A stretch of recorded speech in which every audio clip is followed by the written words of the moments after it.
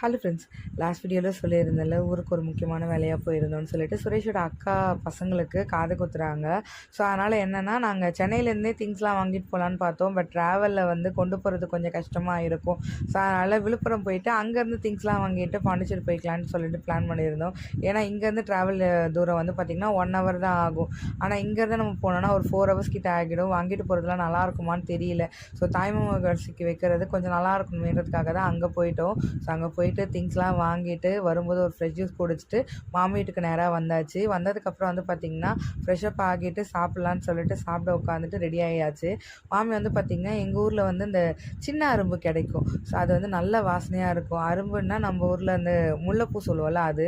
So அது எனக்கு ரொம்ப பிடிக்குமா. ஸோ கட்டி வச்சுருந்தாங்க. நானும் ஃப்ரெஷ்அப் ஆகிட்டு ரெடி ஆகிட்டு சாப்பிட்டுட்டு கிளம்பிட்டோம். சின்னவர் அப்போ தான் தூங்கி எழுந்திரிச்சிட்டான். அங்கே போயிட்டு வேணால் அவனை ஃப்ரெஷ்அப் ஆகிக்கலான்னு சொல்லிட்டு ஆட்டோவில் வாங்கிட்டு வந்த திங்ஸ்லாம் எடுத்துகிட்டு போயிட்டு நேராக எங்கள் நாத்தனார் வீட்டுக்கு போயிட்டோம். அங்கே போயிட்டு வந்து வரிசையில் வைக்க வேண்டிய தேவையானது எல்லாத்தையுமே பேக்கிங் பண்ணுற வேலை இருந்தது. ஸோ பேக்கிங்லாம் முடிச்சுட்டு அப்பாவும் அம்மாவும் நாங்கள் போகிறதுக்குள்ளே அங்கே வந்துட்டாங்க. ஸோ அவங்க டேரெக்டாக ரூம் புக் பண்ணி அங்கே போயிட்டாங்களா. ஸோ நாங்களும் வந்து டேரெக்டாக அங்கே போயாச்சு ஃபங்க்ஷனுக்கு ரெடி ஆகிறதுக்கு. கிஷோர் எங்களை பார்த்தோன்னே செம்ம ஜாலி ஆகிட்டான்.